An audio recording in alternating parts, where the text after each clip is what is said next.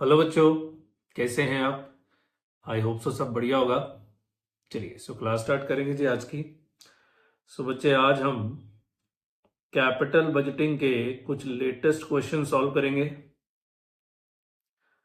Recent exams में, recent RTP में, recent MTP में जितने भी क्वेश्चंस आए हैं वो सारे के सारे क्वेश्चंस कैपिटल बजटिंग के हम सॉल्व करेंगे। एक एक करके हम सारे चैप्टर्स को पकड़ रहे हैं और उनके क्वेश्चन सॉल्व कर रहे हैं।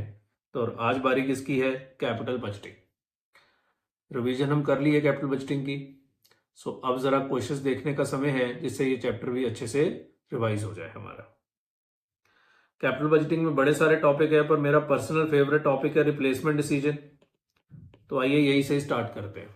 रिसेंटली आपके एग्जाम्स में रिप्लेसमेंट डिसीजंस के काफी क्वेश्चंस पूछे गए हैं। हम स्टार्ट भी यही से करेंगे। रिप्लेसमेंट के कुछ अच्छे वाले सवाल हम लेके आए हैं आपके लिए, जिनमें कुछ खास पॉइंट्स हैं, और वो कवर कर लेंगे तो नॉर्मल सवाल तो वैसे ही हो जाएंगे रिप्लेसमेंट के। आइए स्टार्ट करते हैं, अपने हैंड आउट की तरफ चलते हैं और स्टार्ट करते हैं। आइए जी। This is capital budgeting. Question number 3 पे आ जाइए। नहीं, 3 नहीं, क्वेश्चन नंबर 5 जुलाई 21 का क्वेश्चन है। क्वेश्चन नंबर 5 एग्जाम्स का सवाल है, एग्जाम का। पढ़िए ध्यान से। ये क्वेश्चन करके आपको पूरा रिप्लेसमेंट डिसीजन याद आ जाएगा। और रिप्लेसमेंट के 4-5 सवाल डाले हैं मैंने इसमें, काफी क्वेश्चंस डाले हैं हमने इसमें कैपिटल बजटिंग के, क्योंकि आपको पता है कैपिटल बजटिंग तो पक्का आना ही आना है पेपर में। पढ़िए। An existing company has a machine which has been in operation for 2 years। 2 साल से ये मशीन चल रही है।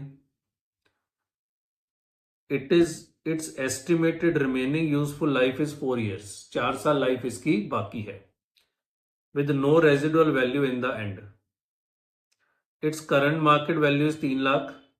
आज बेच दें तो ये मशीन 3 लाख की बिक जाएगी, हालांकि 4 साल लाइफ बाकी है। The management is considering a proposal to purchase an improved model of machine gives increase output. तो मैनेजमेंट सोच रहे हैं कि मशीन को रिप्लेस करके इसका थोड़ा इम्प्रूव्ड मॉडल जो है वो खरीद लिया जाए। The details are as under. Existing machine, new machine. पूरी डिटेल दी हुई है सवाल में। एग्जिस्टिंग मशीन का परचेज प्राइस था 6 लाख, पर वो तो 2 साल पहले था। और न्यू मशीन है 10 लाख की। एस्टिमेटेड लाइफ 6 साल थी। बची हुई लाइफ कितनी थी? 4 साल। और न्यू मशीन की लाइफ भी कितनी है? 4 साल। मैंने क्लास में बताया था कि हमारे सवालों में जितने भी हमारे सिलेबस में क्वेश्चन आते हैं, ओल्ड मशीन की बची हुई लाइफ और न्यू मशीन की रिमेनिंग लाइफ हमेशा क्या होती है? सेम होती है। रेजिडुअल वैल्यू 0 है। एनुअल ऑपरेटिंग डेज 300 दिन काम होता है। ऑपरेटिंग आवर्स पर डे 6 घंटे रोज काम होता है। सेलिंग प्राइस पर यूनिट दोनों मशीन का सेम है। मटेरियल कॉस्ट दोनों मशीन की सेम है। आउटपुट का फर्क है, output per hour. Old machine में 20 यूनिट है, न्यू मशीन में 40 यूनिट है। तो नई मशीन में सी फैट ज्यादा आएंगे क्योंकि आउटपुट ज्यादा है। लेबर कॉस्ट पर नई मशीन की ज्यादा है। ओल्ड की 20 रुपए पर आवर है, न्यू की 30 रुपए पर आवर है। Fixed overheads per annum excluding depreciation, ये नई मशीन में कम है क्योंकि नई मशीन है ना, खर्चे कम होते हैं, ओल्ड में ज्यादा है। वर्किंग कैपिटल यहाँ 1 लाख की चाहिए, यहाँ 2 लाख की, और टैक्स रेट दोनों में कितना है? 30%। आपको पता है कि जब भी हम रिप्लेसमेंट का क्वेश्चन करते हैं तो हमें इंक्रीमेंटल सीफैट चाहिए होते हैं। Assume that the cost of capital is 10% and company uses written down value of depreciation at 20%। तो WDV मेथड है जी डेप्रिसिएशन का 20%। और ये देखिए क्या लिखा है, and it has several machines in 20% block. क्या हमने क्लास में जब आपको डेप्रिसिएशन पढ़ाया था कैपिटल बजटिंग में, क्या ब्लॉक ऑफ एसेट्स का कॉन्सेप्ट कराया था? यस, कराया था। और मैंने कहा था कि जिस दिन ब्लॉक पेपर में आ गया लोग परेशान हो जाएंगे, और ये आ गया पेपर में। तो जुलाई 21 के पेपर में आ गए ये। अब तो आए हुए भी साल हो गए। डेप्रिसिएशन ब्लॉक कॉन्सेप्ट मैं 2012 से करा रहा हूं सीए इंटर में, पर पहली बार 2021 में पूछा गया है सीए इंटर में। तो ब्लॉक कॉन्सेप्ट में हमने 2 चीजें पढ़ी थी। पहला, there is a single asset in the block, block concept तो टैक्स का है, हमारा थोड़ा है। तो there is single asset in the block, there are several assets in the block, दोनों का मैं एक एक क्वेश्चन कराऊंगा। ये कौन सा है, there are several assets in the block. हालांकि इंस्टीट्यूट यहां गलती कर देता है, वो मैं बताऊंगा आपको क्या गलती होती है, क्योंकि if there are several assets in the block तो लास्ट ईयर ब्लॉक खत्म नहीं होता कभी भी, है ना। तो क्योंकि ब्लॉक खत्म नहीं होता तो लास्ट ईयर हम क्या क्लेम कर सकते हैं, डेप्रिसिएशन क्लेम कर सकते हैं, और इस पे कैपिटल गेन लॉस नहीं आता क्योंकि ब्लॉक खत्म ही नहीं होता। कैपिटल लॉस नहीं आता, कैपिटल गेन आ सकता है पर कैपिटल लॉस नहीं आता कभी। अब ये आप टैक्स में पढ़ते हैं, section 50 sub section 1 and section 50 sub section 2 of income tax. So if there are several assets in the block, तो मैंने क्लास में आपको एग्जांपल बना के सिखाया था कि लास्ट ईयर हम डेप्रिसिएशन क्लेम कर सकते हैं बिकॉज ब्लॉक खत्म नहीं होता, there are other assets as well. और दूसरा हमने सीखा था कि लास्ट ईयर में कैपिटल गेन तो आ सकता है पर कैपिटल लॉस नहीं आ सकता सवाल में कभी भी। और क्वेश्चन में कहीं नहीं लिखा हुआ इग्नोर कैपिटल गेन, पर कैपिटल गेन आना ही नहीं सवाल में। कैपिटल गेन आ सकता है, लॉस नहीं आ सकता सवाल में कभी भी, ठीक है। सर गेन कैसे आ सकता है, अब ये आप जाके एग्जाम्पल पढ़िए, हमने जो एग्जाम्पल किया था क्लास में। Advise the management on the replacement of machine as per NPV method. वो कह रहा है एनपीवी निकाल के बताओ कि मशीन रिप्लेस करनी है या नहीं, और डिस्काउंटिंग फैक्टर दिए हुए हैं सवाल में। तो ये अच्छा है कि सवाल 4 ही साल का है, ठीक है। अब इसमें सबसे पहले मुझे सिखाना है आपको कि डेप्रीसिएशन कैसे कैलकुलेट होगी, क्योंकि हमने जब क्लासेस में एग्जाम्पल किया था तो हमने टर्मिनल वैल्यू का सवाल किया था कि स्क्रैप निकाल के दिखाओ in case of block.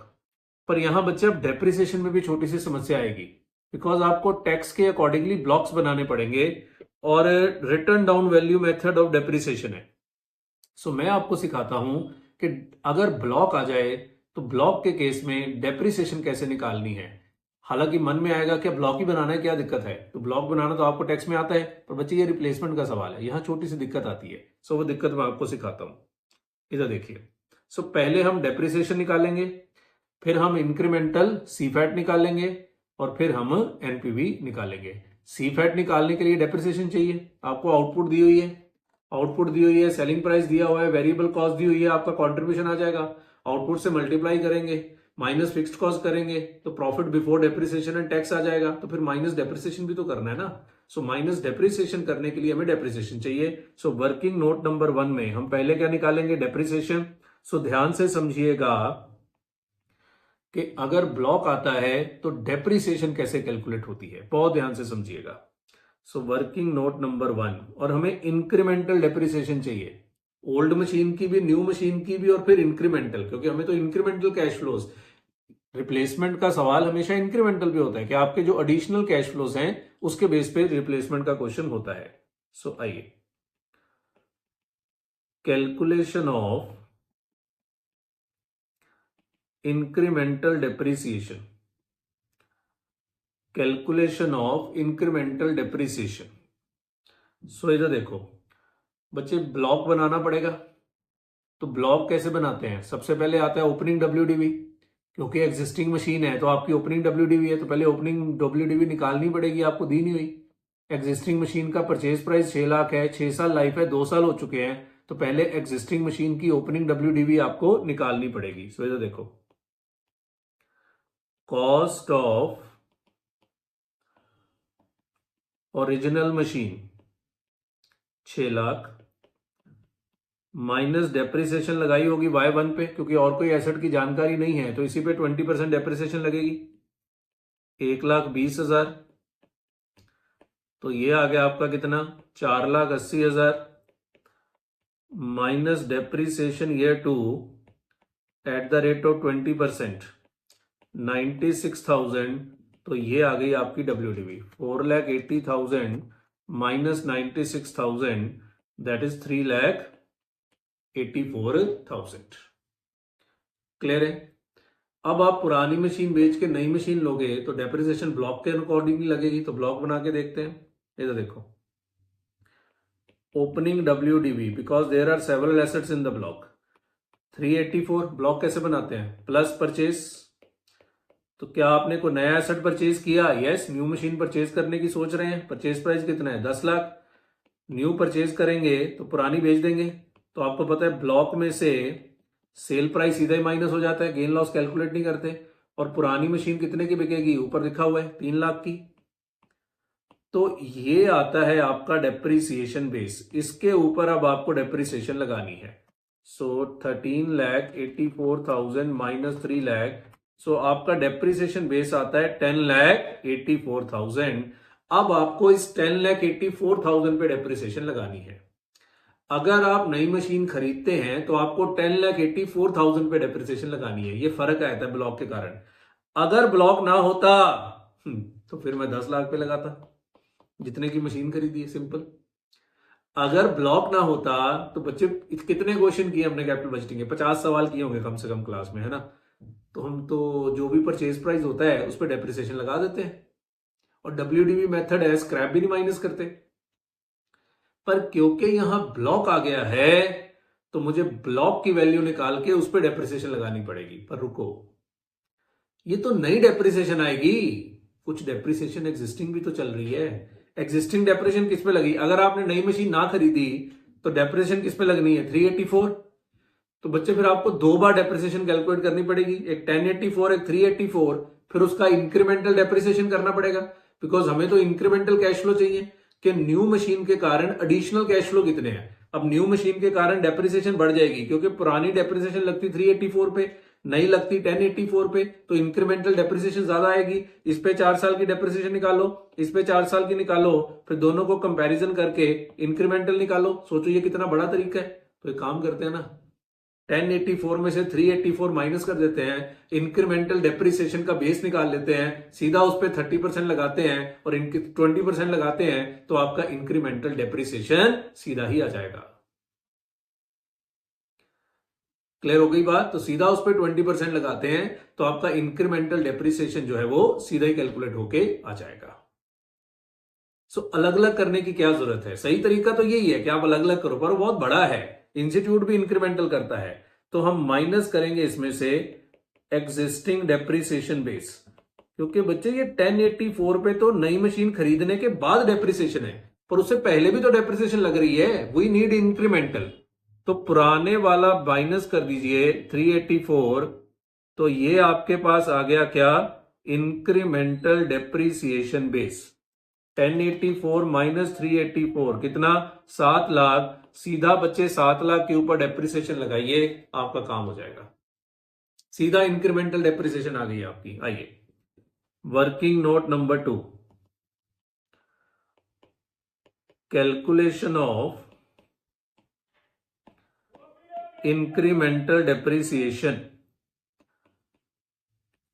Calculation of incremental depreciation. तो ईयर 1 2 3 4, WDV कितनी लोगे, 7 लाख, और उस पर डेप्रिसिएशन लगाओ eight the rate of 20%।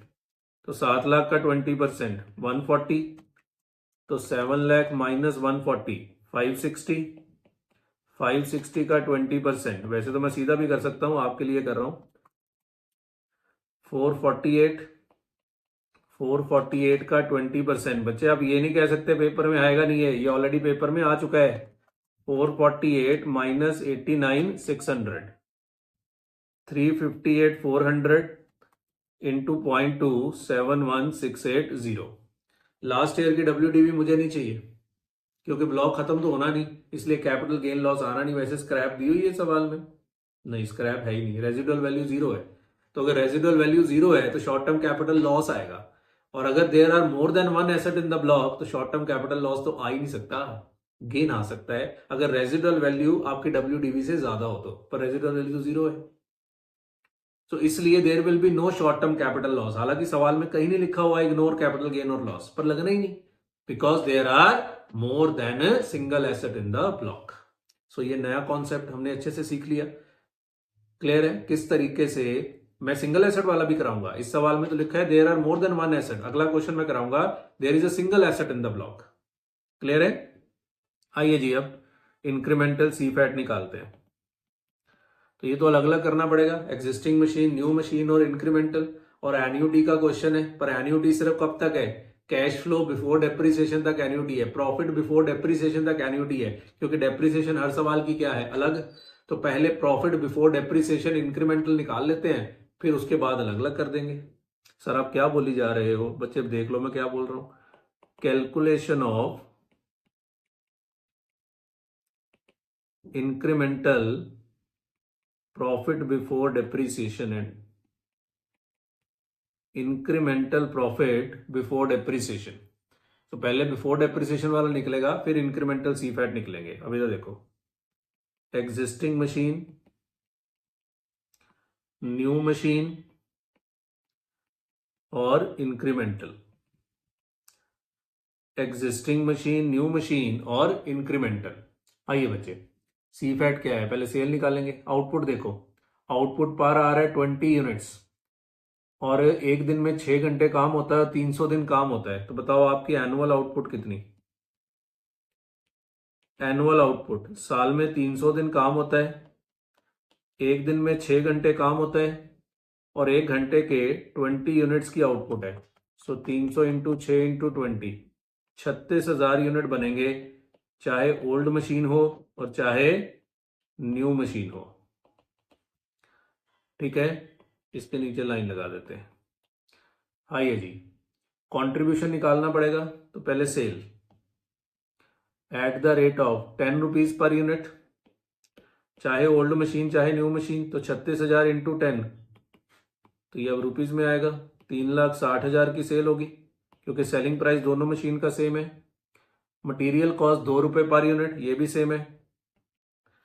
Material cost at ₹2 per unit, तो 36,000 इंटू 2 7। मैं सीधा कॉन्ट्रीब्यूशन निकाल के भी कर सकता हूं, आपके लिए ऐसे कर रहा हूं, बाद में इंक्रीमेंटल कर दूंगा। ठीक है, वो एक सेकंड एक सेकंड एक सेकंड, आउटपुट पर आर तो 6 है, पर वो आउटपुट पर आर यहाँ 40 है, माफ करिएगा, यहाँ 40 है। भाई न्यू मशीन का देखो ना, आउटपुट पर आर 40 है, तो 300 इंटू 6 आवर्स इंटू 40, तो यहाँ डबल यूनिट बनेंगे, तभी तो फायदा है। 72,000 यूनिट, तो 72,000 इंटू 10, 7,20,000। 72,000 इंटू 2, 1,44,000। बाद में इंक्रीमेंटल कर देंगे। लेबर कॉस्ट पर आवर 20 रुपए और 30 रुपए, तो लेबर कॉस्ट एक का है 36,000 into 20, 36,000 into 20, sorry labour cost per hour दी हुई है, ये मैं क्या कर रहा हूं, पर यूनिट थोड़ा दी हुई है। लेबर कॉस्ट है 20 रुपीज पर आवर, तो कितने घंटे काम होगा? 300 दिन, 6 घंटे रोज के, इंटू 20, 300 इंटू 6 इंटू 20, 36,000। और उधर 300 इंटू 6 इंटू 30, 300 इंटू 6 इंटू 30, 54,000। और क्या है? Selling price, material cost, output, labour cost, बस। Fixed overheads, yes, fixed overheads यहां 1,00,000 है और यहां पे 60,000 है। तो वैसे तो हम यहीं पे सीधा इंक्रीमेंटल कर सकते हैं। तो ये आ गया profit before depreciation and tax. तो 360 माइनस 72,000 माइनस 36,000। बच्चे अब ये ना पूछना कि आपको ये नहीं आता, इसके तो बहुत क्वेश्चन किए हमने, कैश फ्लो निकालने वाले तो बहुत क्वेश्चन किए ना हमने, तो ये तो हमें आता ही है। तो 7,20,000 माइनस 144 माइनस 54 माइनस 60, 462। तो बताओ इंक्रीमेंटल कितना आ गया? -152, 3,10,000। अलग अलग क्यों करना है? ठीक है, सिंगल लाइन आइटम है, ठीक है। तो 3,10,000 रुपए का आपको एक एडिशनल बेनिफिट होगा। 3,10,000 रुपए का आपको एक एडिशनल इंक्रीमेंटल बेनिफिट होगा। अब आगे एन्युटी नहीं है क्योंकि हर साल की डेप्रिसिएशन अलग है ना, तो अब हम 4 साल का लेके इंक्रीमेंटल कैश फ्लो निकाल देते हैं। Working note number 4, calculation of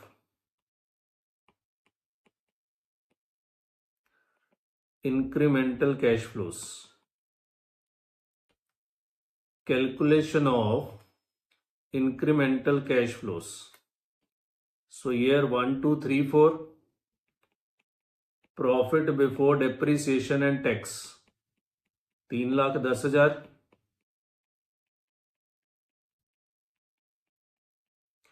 minus incremental depreciation ये हम निकाल चुके हैं, 140 112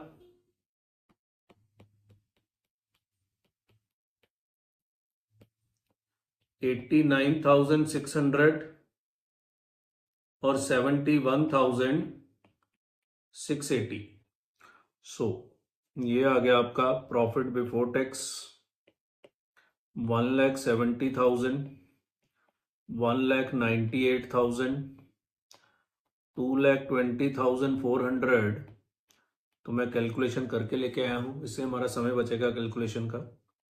माइनस करेंगे tax at the rate of 30%, 51,000, 59,400, 66,120 और 71,496।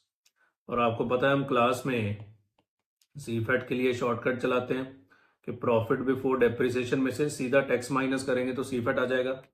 सो 3,10,000 माइनस 51,000, 2,59,000, 3,10 माइनस 59,400, 2,50,600, 3,10,000 माइनस 66,120, 243,880 और 3,10,000 माइनस 71,496 तो 238,504। बस बच्चे अब तो एनपीवी निकालना है, बस क्लियर हो गई बात, समझ आ गया।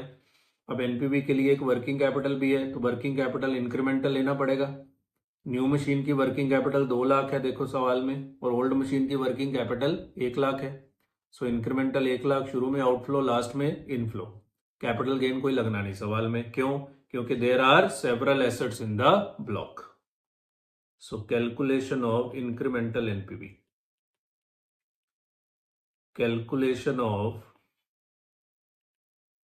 Incremental NPV. सो आइए अपना फॉर्मेट बनाते हैं जिस फॉर्मेट में हम सवाल करते होते हैं। Particulars, time period, present value factor, cash flows and present value. चलिए, तो सबसे पहले कैश आउटफ्लोज,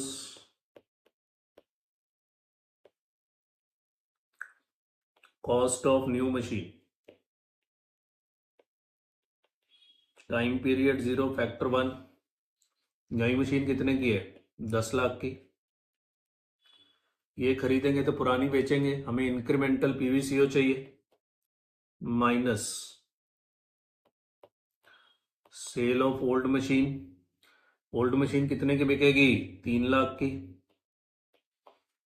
सो बच्चे ये पेपर के लिए सबसे ज्यादा इंपॉर्टेंट रिप्लेसमेंट है, तो ये ध्यान रखना। Plus incremental working capital 2 lakh minus 1 lakh, और ये भी आज ही लगेगी 1 लाख की वर्किंग कैपिटल। लास्ट में इनको मानेंगे क्या? इनफ्लो। सो ये आ गया आपका incremental PVCO, total A 8 lakh. Clear है? B, cash inflows, cash inflows. So incremental CFAT 1 2 3 4, ये सवाल छोटा था, 4 साल का ही है, तो ये सीफैट आप निकाल चुके हो। 2,59,000, 250,600, 243,880 और 238,504 फैक्टर सवाल में दिए हुए हैं। अच्छा, लास्ट ईयर में रिलीज ऑफ वर्किंग कैपिटल भी होगा। क्या ये सारी बातें हमें आती हैं? यस। इस सवाल में कुछ नया था तो सिर्फ ब्लॉक, बाकी सब भी हमने किया हुआ है क्लास में, क्वेश्चन यहां कर रहे हैं। सो लास्ट ईयर में 1 लाख, सो 0.909, 0.826, 0.711, 0.683। सो ये मैंने टोटल किया हुआ है, ये आप टोटल कर लीजिएगा। Incremental PVCI total B 856778। बच्चे कैलकुलेशन से आपका भी समय बचेगा, क्योंकि आप भी रिवाइज कर रहे हो, तो रिवीजन में कैलकुलेशन पे समय नहीं जाना चाहिए। मैं चाहूं तो सोल्यूशन देख के भी इनके क्वेश्चंस करा सकता हूं, पर बच्चे पेपर में ओरल नहीं होना ना, इसलिए मैं सॉल्व करता हूं। जैसे मैं क्लास में आपके साथ सॉल्व करता हूं, वैसे मैं रिवीजन क्लास में भी आपके साथ सॉल्व कर रहा हूं, क्योंकि पेपर ओरल नहीं होता ना। मैं चाहूं, मेरे पास तो सारे सोल्यूशन है, मैं तो फेस टू फेस में भी कराता हूं। सो मेरे पास सारे सोल्यूशन है, पर मैं आपको लिख के कराना पसंद करता हूं, बिकॉज पेपर ओरल नहीं होता। तो 56778, सो लिख लो। Since incremental NPV is positive, hence machine should be replaced.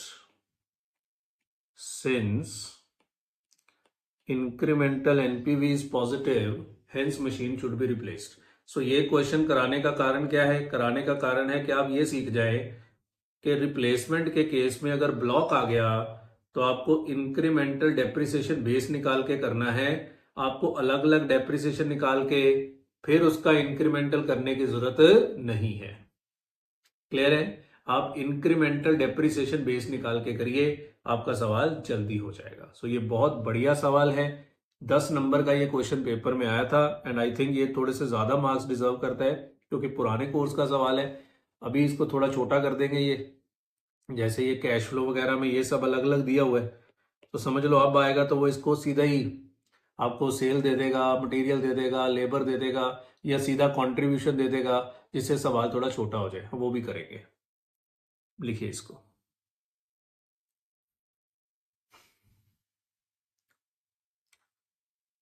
Pause करिए, ऊपर करेंगे। पॉज करिए, ऊपर करेंगे। पॉज करिए। पॉज करिए। पॉज करिए।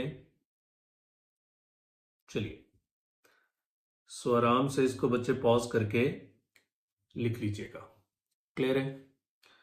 आइए एक और करते हैं रिप्लेसमेंट का। उसमें भी ब्लॉक होगा, there will be single asset in the block. तो फर्क क्या होता है? वहां फिर कैपिटल गेन लॉस आना शुरू हो जाता है। सो इस सवाल में अच्छा नोट लिखवा देता हूं कि हमने कैपिटल गेन लॉस क्यों नहीं लगाया। तो ये नोट लिख लो, पेपर में नहीं, सेल्फ नोट। अपने लिए तो ध्यान रखना पड़ेगा ना कि हमने इसमें कैपिटल गेन लॉस क्यों नहीं लगाया। Since there are several assets in the block, since there are several assets in the block, so block will exist on the last day, so no capital loss। क्योंकि loss आता ना सवाल में, scrap तो थी नहीं। So no capital loss. Capital gain आ सकता है, जाके अपनी कॉपी चेक करना, जहां मैंने पूरे ब्लॉक के एग्जाम्पल बना के आपको कराया था। ओके, चलिए आइए एक और देखते हैं।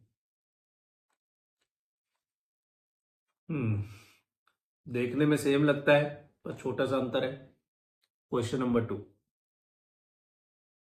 बड़े सारे पेपर हैं जहां कैपिटल बजटिंग के 2 क्वेश्चंस भी आए हुए हैं। सो ये ध्यान रखना, capital budgeting is the most important for year exam. तो मैंने इसमें एडिशनल क्वेश्चन भी बहुत सारे डाले हैं, और ये स्टडी मटेरियल का सवाल है, तो अब ये नहीं कह सकते ये नहीं आएगा।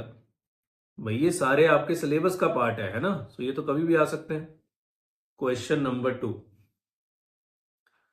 क्वेश्चन नंबर 2 पढ़िए जी जरा ध्यान से। HMR Limited is considering replacing a manually operated old machine with a fully automatic new machine। तो मैनुअली ऑपरेटेड ओल्ड मशीन की जगह नई मशीन लेके आना चाहते हैं। ये बड़ी इंपॉर्टेंट लाइन होती है। The old machine had been fully depreciated for tax purpose. मतलब ओल्ड मशीन की WDV कितनी है? 0। किया हुआ है क्लास में, रेगुलर क्लास में इस तरह के क्वेश्चंस किए हुए हैं। The old machine had been fully depreciated for a tax purpose but has a book value of 2,40,000 on 31 March. यहां पे बच्चे कंफ्यूज हो जाते हैं। आप कह रहे हो फुली डेप्रिशिएटेड का मतलब है कि WDV 0, तो WDV तो बुक वैल्यू होती है, और ये कह रहा है कि WDV तो 0 है पर बुक वैल्यू 240 है। ये बेवकूफ है, ये अकाउंट्स वाली बुक वैल्यू होगी। टैक्स में बुक वैल्यू अलग होती है, अकाउंट्स में अलग होती है। So this has to be the book value as per accounts, because tax में बुक वैल्यू 0 है, खुद ही कह रहा है। तो ये हमारे किसी काम की नहीं है। हमने अकाउंट्स वाली बुक वैल्यू क्या करनी है? हमने क्लास में साफ साफ लिखवाया है, अगर tax depreciation rate, accounts depreciation rate दोनों गिवन है, तो आपको कौन सा लेना है? ऑलवेज टैक्स डेप्रिसिएशन का रेट ही लेना है। So old machine had been fully depreciated for tax purpose, तो उसकी WDV 0 है। The machine has begun causing problems with breakdowns and it can not fetch more than 30,000 if sold in the market at present. Machine ने परेशान करना शुरू कर दिया है, और अगर आज बेच दें तो 30,000 की बिकेगी। It will have no realisable value after 10 years, 10 साल बाद उसकी कोई वैल्यू नहीं है। 10 साल का सवाल है ये। The company has been offered ₹1 lakh for the old machine as a trade in on the new machine. अगर आप नई मशीन खरीदें और उसी को ही अपनी पुरानी मशीन बेचें, तो वो 1 लाख रुपए की मशीन काट लेगा पुरानी। ऐसे होता है ना, आप नई कार लेने जाते हैं, उन्हीं कोई पुरानी कार दे देते हैं, वो थोड़े ज्यादा पैसे दे देते हैं, वही है। बाजार में बेचेंगे तो ओल्ड मशीन 30,000 की बिकेगी, पर अगर जहां से नई खरीदेंगे उनको दे देंगे ओल्ड मशीन, तो वो 1 लाख रुपया काट लेंगे। तो ऑफ कोर्स फिर हम 1 लाख में ही कटवाएंगे। मतलब आपके लिए ओल्ड मशीन का आज सेलिंग प्राइस कितना है? 1 लाख, और ये किया हुआ है क्लास में। On the new machine which has a price before allowance for trade in 4.5 lakh. New machine 4.5 lakh की है, ओल्ड मशीन 1 लाख की कटेगी, 3.5 लाख आपकी जेब से जाएगा। The expected life of new machine is 10 years with salvage value of 35,000। तो लाइफ 10 साल है, तो ओल्ड मशीन की बची हुई लाइफ और न्यू मशीन की लाइफ शेयर में, और यहां सैलवेज भी है 35,000। Further the company follow straight line method of depreciation, but for tax purpose written down value method depreciation at the rate of 7.5% is considering that this is the only machine in the block of asset। लो आ गया दूसरा सवाल। वो कह रहे हैं वैसे तो हम SLM यूज करते हैं, पर टैक्स के लिए WDV है, तो भाई मुझे तो टैक्स वाला चाहिए, मुझे SLM से क्या लेना देना है। बट इस बार there is only single asset in the block, एक ही एसेट है, तो यहां कैपिटल गेन लॉस लगाना बन जाएगा आपका। Given below are the expected sales and cost for both old machine and new machine. अब यहां देखो, यहां सीधा दिया हुआ है, sales, material cost, labour cost, variable overhead, fixed overhead, depreciation, सब रेडीमेड दिया हुआ है। PBT, tax, PAT. From the above information analyse whether old machine should be replaced और not, if required rate of return is 10%। सवाल ने आपका फायदा कर दिया, इग्नोर कैपिटल गेन टैक्स। चलो बढ़िया हो गया, और 10% पे प्रेजेंट वैल्यू फैक्टर सवाल में दिए हुए हैं। बहुत आसान क्वेश्चन है, इसमें तो इंक्रीमेंटल CFAT निकालना भी इजी है। Sale minus material cost minus labour cost minus variable overhead minus fixed overhead, तो incremental profit before depreciation and tax आ जाएगा। फिर इंक्रीमेंटल डेप्रिसिएशन हम निकाल लेंगे, इस बार तो वो भी WDV है, तो वो 10 साल का आपको बनाना पड़ेगा पूरा स्टेटमेंट, क्योंकि 10 साल का सवाल है, और WDV है। WDV में आप बिफोर डेप्रिसिएशन तक तो एन्युटी निकाल सकते हैं, और उसके बाद फिर आपको 10 साल की स्टेटमेंट बनानी पड़ेगी, बिकॉज WDV में हर साल की डेप्रिसिएशन क्या होने वाली है? अलग अलग ही होने वाली है। क्लियर है? सो चलिए आइए, इसको थोड़ा लिखने में टाइम लगेगा, समझ आपको जल्दी आ जाएगा, क्योंकि हम इस तरह का दूसरा क्वेश्चन करने जा रहे हैं। Question number 2। तो यहां भी बच्चे पहले आपको इंक्रीमेंटल डेप्रिसिएशन निकालनी पड़ेगी, उसके लिए पहले डेप्रिसिएशन बेस निकालना पड़ेगा। वर्किंग नोट नंबर 1, जैसे पिछले सवाल में किया था वैसे ही करेंगे। Calculation of incremental depreciation base, calculation of incremental depreciation base. तो ब्लॉक बनाएंगे, बताओ ओपनिंग WDV सवाल में कितनी है? 0। बच्चे सिंगल एसेट है चाहे, पर ओपनिंग डब्ल्यूडीवी तो है ही, होती है ना, पर जीरो है क्योंकि साफ साफ लिखा था old machine has been fully depreciated. Plus addition, आप नई मशीन खरीदेंगे 4.5 लाख की, ब्लॉक तो बनाना ही पड़ेगा ना।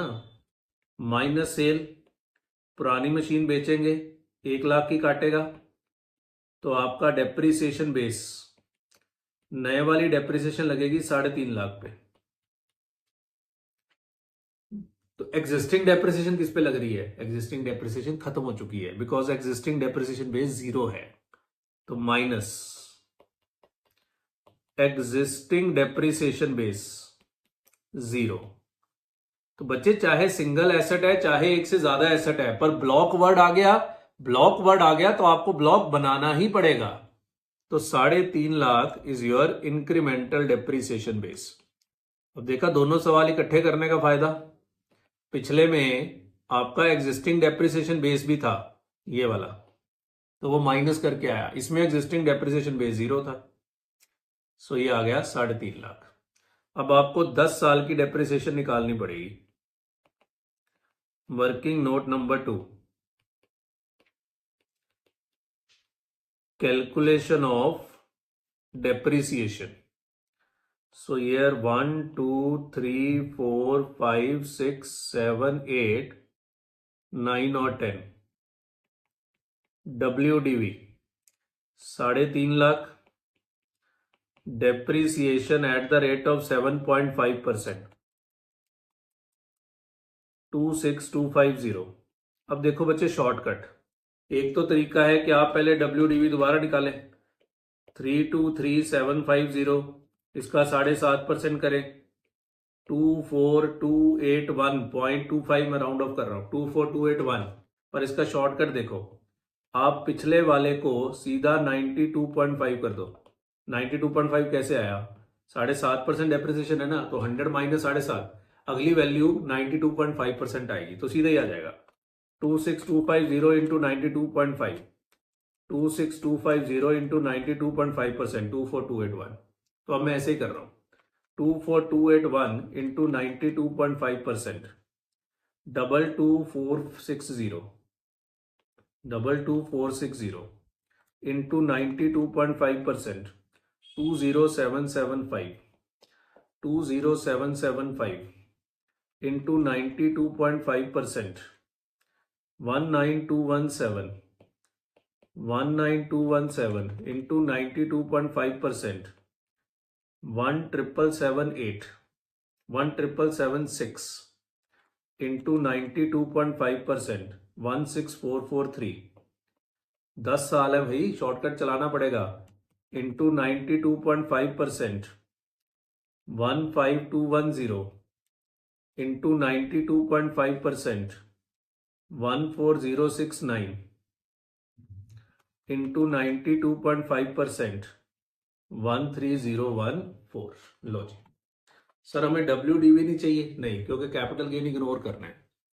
अगर कैपिटल गेन लगाना होता तो बच्चे फिर मुझे WDV भी चाहिए, क्योंकि लास्ट की WDV को सेलिंग प्राइस से कंपेयर करके मुझे कैपिटल गेन लॉस निकालना पड़ता। क्योंकि मुझे कैपिटल गेन लॉस इग्नोर करने को बोला गया है तो मैंने WDV कैलकुलेट ही नहीं किया। कैपिटल गेन कैसे निकालते हैं? सेलिंग प्राइस माइनस WDV ना, यही तो होता है कैपिटल गेन। तो WDV निकालोगे तो कैपिटल गेन लगाओगे, आगे आएंगे क्वेश्चंस, वहां कैपिटल गेन लगाएंगे, और जहां लगाना होगा फिर वहां तो मुझे WDV भी कैलकुलेट करना पड़ेगा। तो ये डेप्रिसिएशन आ गई। चलो अब पहले incremental profit before depreciation and tax निकाल लें, जैसे पिछले सवाल में किया था। Working note number 3, calculation of incremental profit before depreciation. और इस सवाल में ये बहुत इजी है, बहुत इजी है।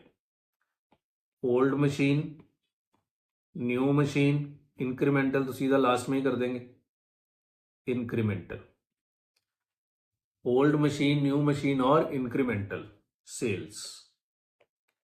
8,10,000। पिछले सवाल में तो ये भी ढूंढना था, है ना, पर वो 4 साल का था, ये 10 साल का है, इसलिए उसने ये यहां पे आपका समय बचा दिया। Material cost 1,80,000, 126,250. लेबर कॉस्ट 1,35,000 और 1,10,000. वेरिएबल ओवरहेड्स 5,6,250 और 47,500. फिक्स्ड ओवरहेड्स 90,000 और 97,500. लो जी, ये आ गया प्रॉफिट बिफोर डेप्रिसिएशन. सो 810 माइनस 180 माइनस 135 माइनस 56250 माइनस 90,000. सो 348,750.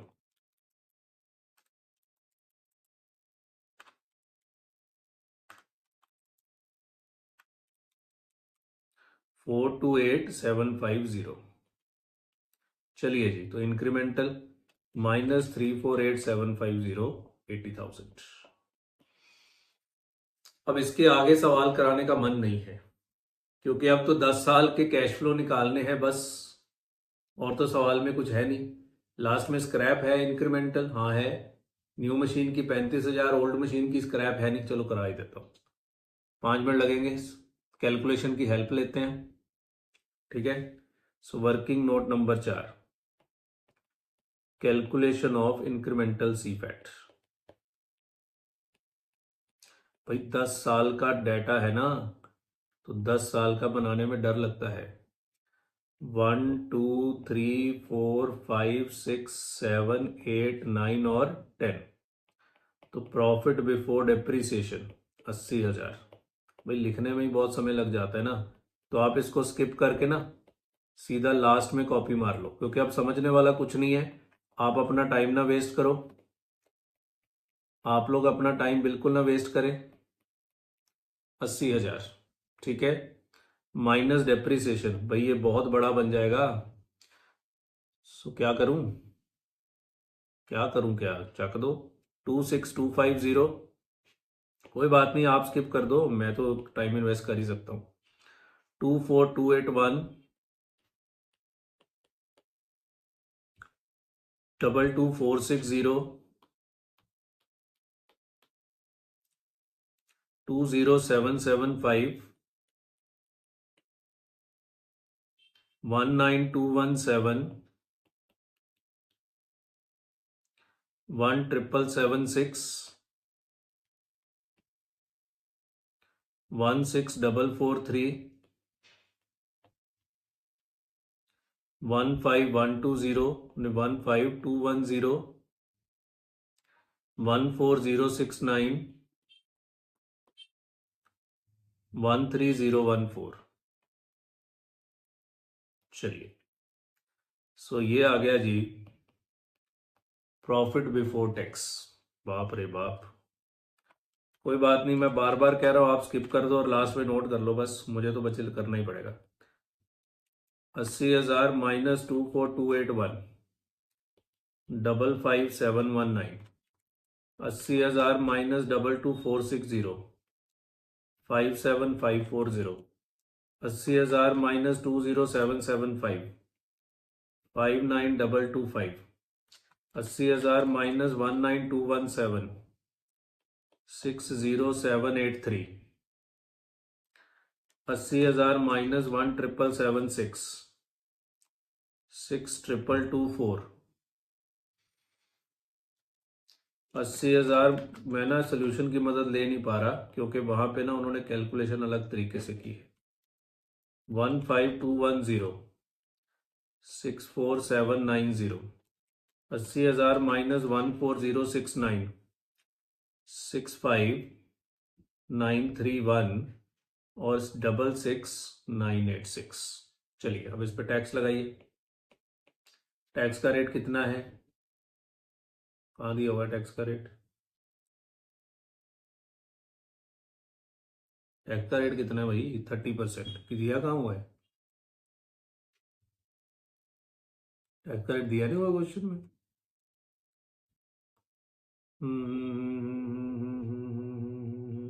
दिया हुआ नहीं. ओहो, वो स्टेटमेंट में दिया हुआ है, ओल्ड मशीन न्यू मशीन वाली, टैक्स रेट 30%।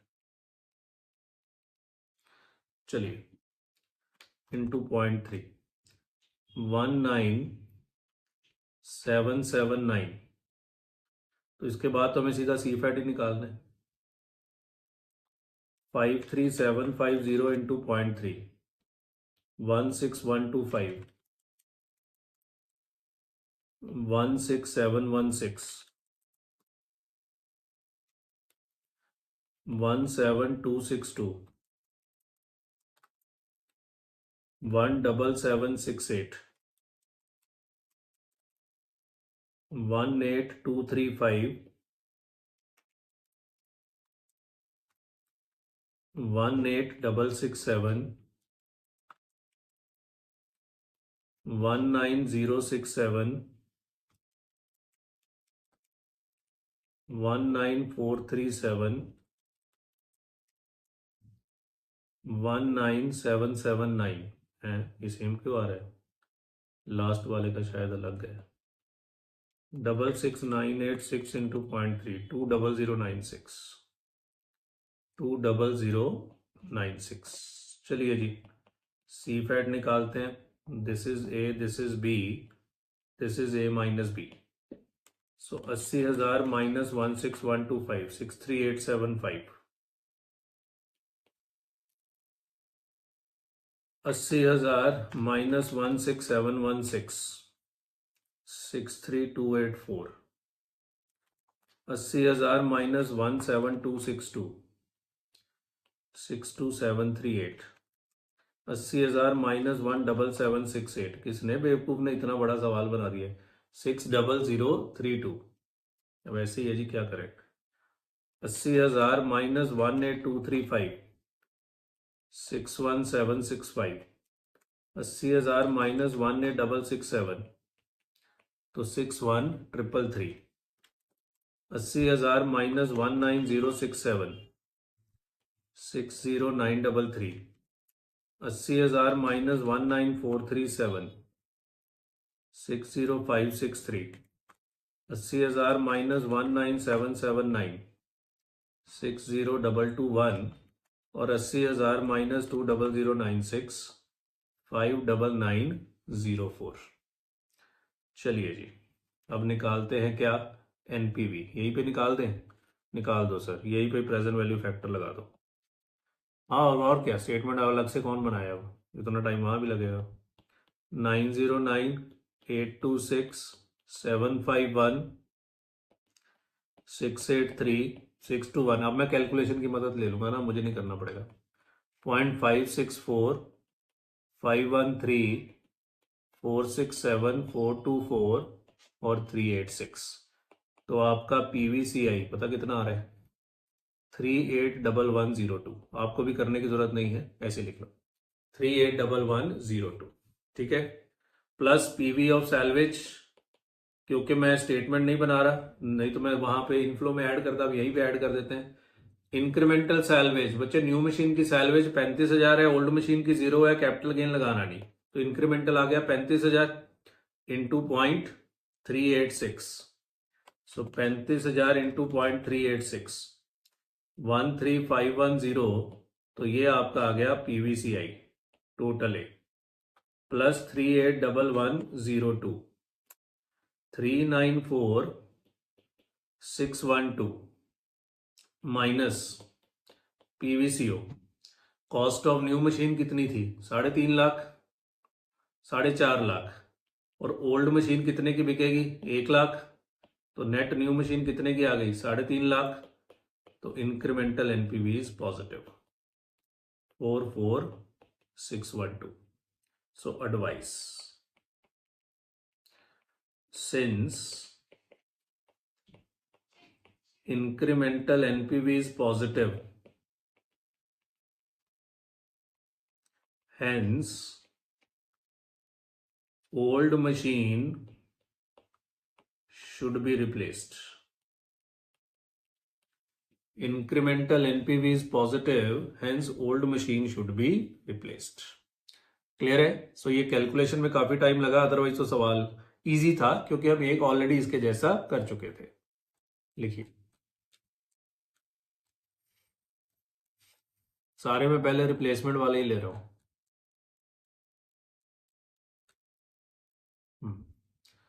पॉज करिए, ऊपर करेंगे।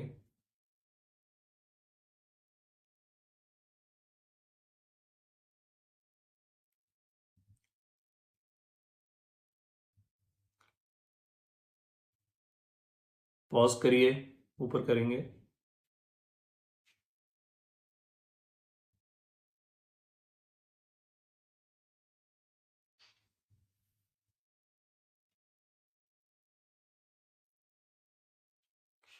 पॉज करिए।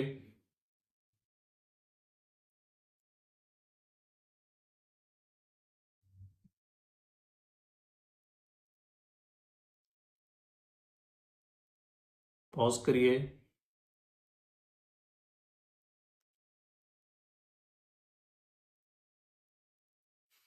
चलिए, सो आराम से इसको बच्चे पॉज करके लिख लीजिएगा। आइए एक और एग्जाम का क्वेश्चन करते हैं। एग्जैक्टली लगेगा रिप्लेसमेंट नहीं है, पर है वो रिप्लेसमेंट टाइप सवाल। Question number 9। Question number 9। आइए जी, ध्यान से पढ़ना है।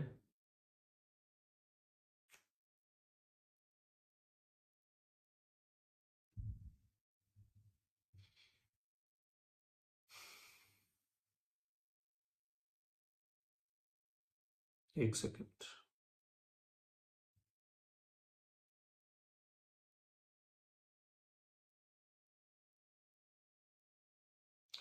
सो इस तरह का क्वेश्चन आजकल काफी आ रहा है, क्वेश्चन नंबर 9 के जैसा। एक मिनट, मुझे क्वेश्चन नहीं मिल रहा।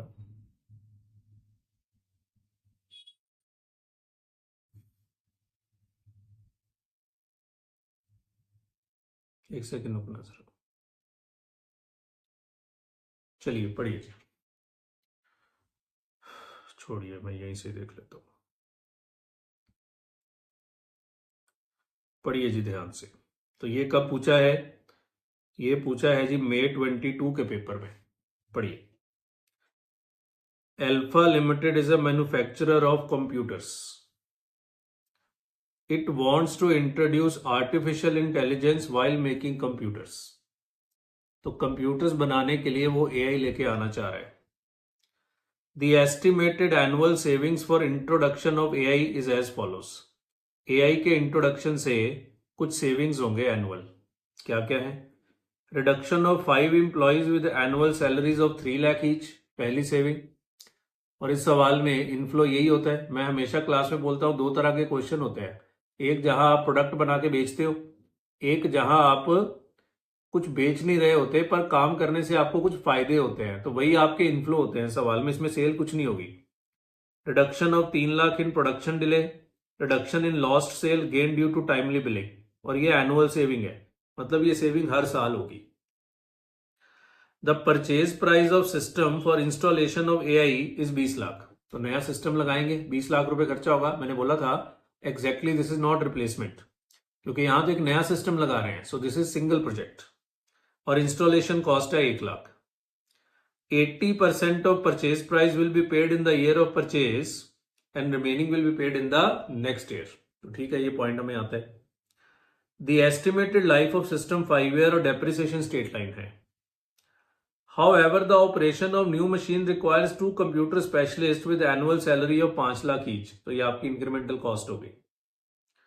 In addition to the above, annual maintenance and operating cost for 5 years are as below. So maintenance and operating cost 1 2 3 4 5, 5 साल की annual maintenance and operating cost दी हुई है। ये है पॉइंट जिसके लिए मैंने ये क्वेश्चन यहां डाला है। Maintenance and operating cost are payable in advance. तो ये मैं समझाता हूं, ये एग्जाम में आया था। ये maintenance and operating cost are payable in advance. 30% tax rate है, रिक्वायर्ड रिटर्न 15% है, तो ये 10% 12% के फैक्टर हमें नहीं है, हमें तो 15 के चाहिए। Evaluate the project by using NPV and profitability index. सवाल बहुत सिंपल है। आपको ये इनफ्लो दिए हुए हैं, एक ही आउटफ्लो है, 5 लाख रुपए की सैलरी है, और एक ही annual operating and maintenance cost है। तो इनफ्लो में से आउटफ्लो माइनस करोगे तो प्रॉफिट बिफोर डेप्रिसिएशन आएगा, माइनस 20 लाख प्लस 1 लाख 21 लाख पे डेप्रिसिएशन लगेगा, बिकॉज 20 लाख का ये प्लांट है, 1 लाख पे इंस्टॉलेशन है, स्ट्रेट लाइन डेप्रिसिएशन है। तो क्वेश्चन बहुत आसान है, सीफैट निकालने हैं, बहुत इजी सवाल है, बस एक ही पंगा है, ये पॉइंट मुझे सिखाना है, maintenance and operating cost are payable in advance. So ये मैं करते हुए सिखाता हूं, बेटर है आप वीडियो को पहले पॉज करिए और क्वेश्चन को दोबारा पढ़िए। वीडियो को पॉज करिए, क्वेश्चन को दोबारा पढ़िए। वीडियो को पॉज करिए, क्वेश्चन को दोबारा पढ़िए। आई होप सो आपने पढ़ लिया होगा। सो बच्चे सीफैट ही निकालने हैं सवाल में, इनफ्लो दिए हुए हैं, ये आपका आउटफ्लो है, ये आपका आउटफ्लो है, तो दोनों माइनस करोगे तो profit before depreciation minus depreciation minus tax plus depreciation CFAT आ जाएगा। पर ये जो एडवांस वाला पॉइंट है इसका हमें कुछ करना पड़ेगा, तो वो कैसे करना है आइए मैं सवाल के जरिए समझाता हूँ इसको, क्योंकि अगर मैं ऐसे ही समझाऊंगा तो आपको दिक्कत आएगी समझने में, इसलिए बेटर है हम इसको करते करते समझें। सवाल ने आपसे दो चीजें मांगी हैं, एक एनपीवी और एक प्रॉफिटेबिलिटी इंडेक्स। हाँ तो सेम ही होते हैं, एक पीवीसीआई माइनस पीवीसीओ है और एक पीवीसीआई डिवाइडेड बाय पीवीसीओ है। सो आइए, कैलकुलेशन ऑफ, तो ये रिप्लेसमेंट का सवाल नहीं है, पर मैंने जानबूझ के इसको बीच में लिया है क्योंकि इसके बाद मुझे एक इसके जैसा रिप्लेसमेंट का क्वेश्चन कराना है, वो भी एग्जाम का है। इंस्टीट्यूट ने इसी को रिप्लेसमेंट के साथ मिक्स कर दिया था, इसलिए मैंने इस सवाल को पहले उठाया और मुझे ये एडवांस वाला पॉइंट भी समझाना है, क्योंकि ये पॉइंट गलत हो जाएगा पेपर में अगर आपको नहीं आता तो। Particulars, time period, present value factor, cash flows and present value, cash flows and present value. चलिए सबसे पहले आएंगे क्या, cash outflows. So purchase price of machine, सवाल आपने पढ़ लिया होगा, purchase price of machine 20 lakh है, पर सवाल कहता था 80% will be paid in the year of purchase and remaining will be paid in the next year. तो 80% आज उसका फैक्टर 1 और जो 1 साल बाद पे करना है उस पर पहले साल का फैक्टर लगेगा। So cost of machine, time period 0 factor 1, तो 20 लाख का 80% कितना हो गया, 16 लाख, तो आपने आज ही दे दिया तो उसकी पीवी भी आ गई 16 लाख। टाइम पीरियड 1 और 15% का फैक्टर नीचे दिया हुआ है 0.870, 4 लाख। सो 4 लाख इंटू 0.870, 3,48,000। और इंस्टॉलेशन कॉस्ट भी है, ये तो सारी बच्चे आज ही पे होगी, कितनी है, 1 लाख। कोई वर्किंग कैपिटल नहीं है तो यही आ गया आपका PVCO, 16 lakh plus 1 lakh plus 348, 20,48,000, 20,48,000। B,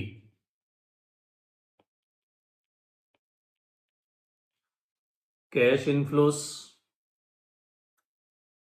सीफैट निकालने पड़ेंगे,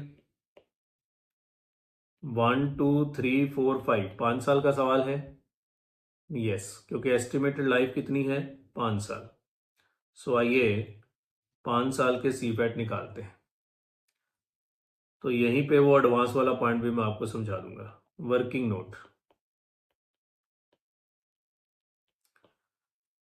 कैलकुलेशन ऑफ सीफैट, सो 1 2 3 4 और 5। सुनिए, तो पहले सारी सेविंग्स, तो आइए सेविंग्स इन सैलरी, मैं यहां पे एक टाइम पीरियड 0 भी बना रहा हूं, बाद में समझाऊंगा ये मैंने क्यों बनाया है, ठीक है।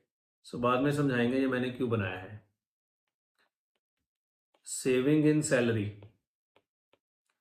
पढ़िए, reduction of 5 employees with annual salary of 3 lakh each, तो 5 के हो गए तो हर एक के मुकाबले आपके 15 लाख रुपए बचेंगे। सो 15 लाख रुपए की सेविंग है आपकी, जैसे ही आप एआई लगाएंगे तो 15 लाख रुपए आपका बच जाएगा हर साल। 3 लाख आपका प्रोडक्शन डिलेज में बचेगा, तो सेविंग इन डिले 3 लाख रुपए की सेविंग होगी प्रोडक्शन डिलेज में।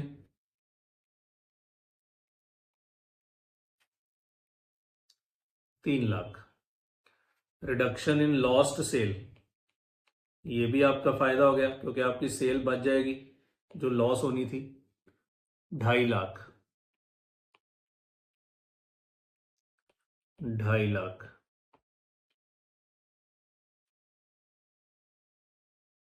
ये सब आपके गेन है।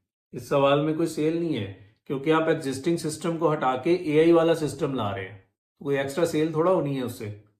और gain due to timely billing, gain due to billing, ये सारे आपके गेन हैं, incremental gain 2 lakh per annum. तो सर ये तो एन्यूटी है, आप सीधा क्यों नहीं किया आपने? वैसे बात तो आपकी सही है, ये तो एन्यूटी का ही क्वेश्चन था क्योंकि हर साल के तो सेम ही आ रहे हैं, हमने अलग अलग क्यों किया है? हाँ, वो मेंटेनेंस कॉस्ट हर साल की अलग अलग है ना, तभी कहूँ मैंने कुछ सोच के ही किया है। सो मेंटेनेंस कॉस्ट जो है वो हर साल की अलग अलग है, सो आप सीधा नहीं कर सकते इसको। अब इसमें से खर्चे माइनस करिए। एक तो एनुअल सैलरीज है, वो कहता था the operation of new system require 2 computer specialist और 5 लाख रुपए पर पर्सन की एनुअल सैलरी है, तो 2 की सैलरी का खर्चा कितना? 10 लाख।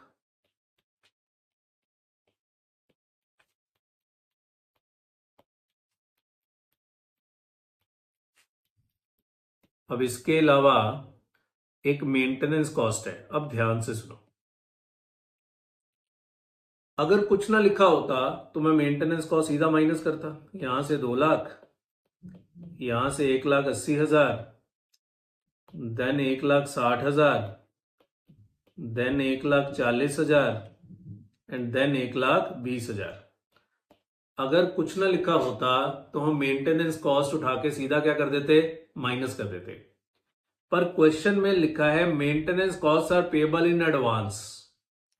बच्चे यहां जब हम माइनस करते हैं 2 लाख, हम मान के चलते हैं कि ये पहला साल है Y0 Y1, हम हमेशा कैश फ्लोज में मानते हैं और ये नोट भी लिखवाया हुआ है क्लास में कि सीफैट में ये अजम्पशन होती है कि all CFAT occurs at the end of the year.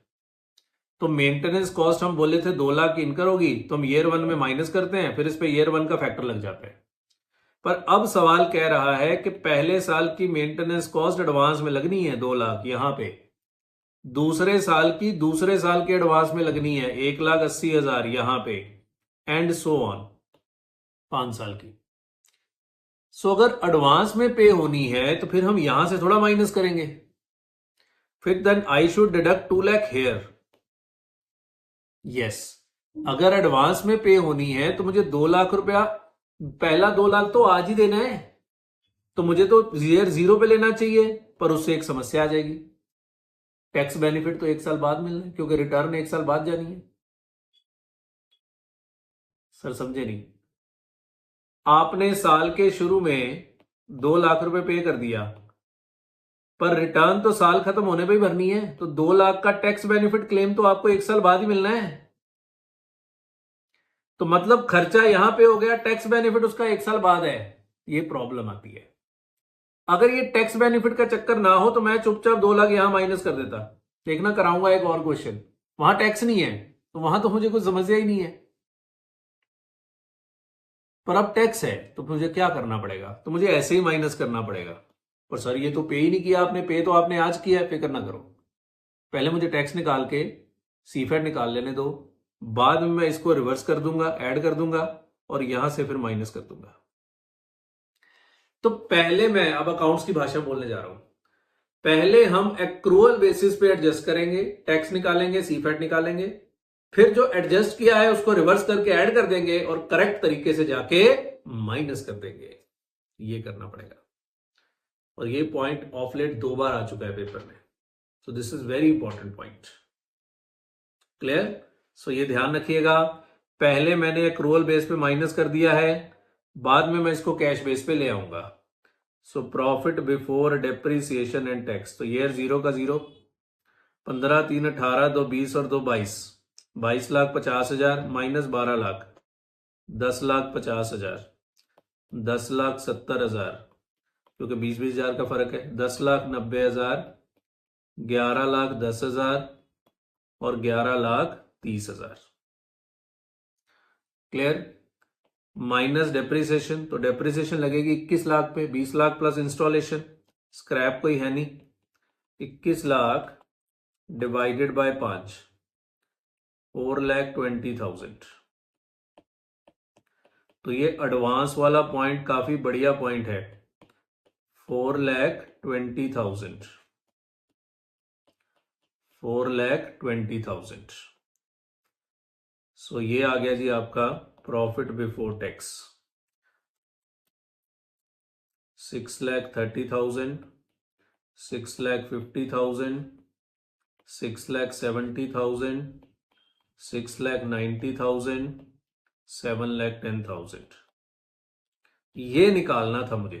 Tax at the rate 30%, 1,89,000,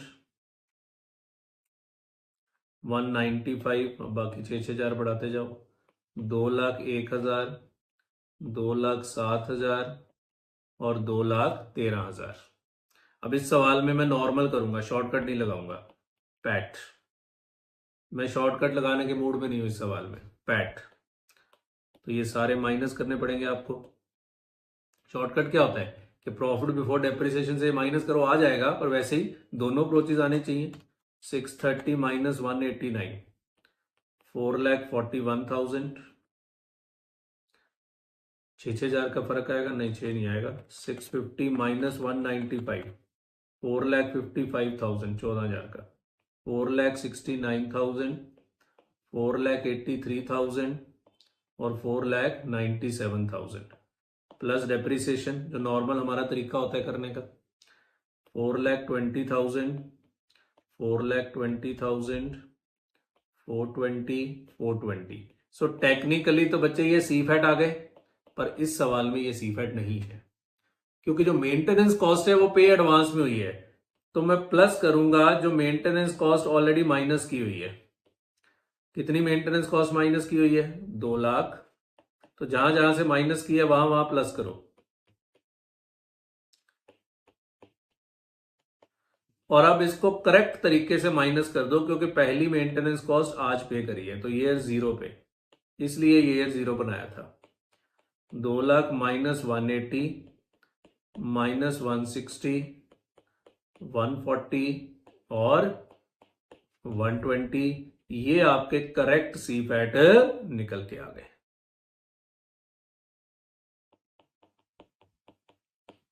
सो ये 2 लाख नेगेटिव है पहला। अब ये बताओ, 4,41,000 प्लस 420 प्लस 2 लाख माइनस 180, 8,81,000। तो मैंने की हुई है कैलकुलेशन, वहीं से देख लेते हैं। 895, 9,09,000, 9,23,000, 10,37,000। लो जी, क्लियर हो गई बात, समझ आ गया। सो ये एडवांस वाला पॉइंट काफी बढ़िया पॉइंट है। चलिए आइए, तो यहां पे ईयर 0 भी लिखना पड़ेगा। तो 0 का फैक्टर 1, नीचे फैक्टर दिए हुए हैं, 0.870, 756, 658, 572 और 497। चलिए, 2 लाख माइनस 8,81,000, 895, 9,09,000, 9,23,000 और 10,37,000। तो इसकी पीवीसीआई हमने निकाला हुआ है, आप खुद से भी एक बार निकाल लीजिएगा। 2,88,4,557। तो एनपीवी बी माइनस ए, 2,88,4,557 माइनस 20,48,000, 836,557। दूसरा वो कह रहा था प्रॉफिटेबिलिटी इंडेक्स निकाल दो, so that is PVCI divide by PVCO. So 2,88,4,557 divided by 20 lakh 48,000।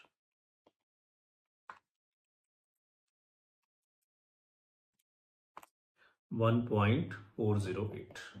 तो प्रोजेक्ट एक्सेप्टेड है, पेपर में एडवाइस लिख देना। क्लियर है?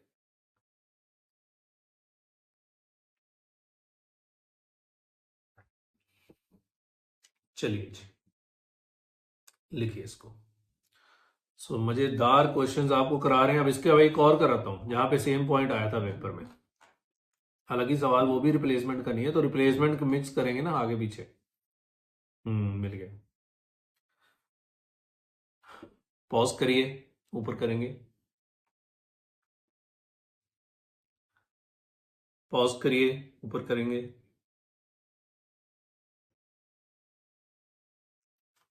चलिए, सो आराम से इसको बच्चे पॉज करके लिख लीजिएगा।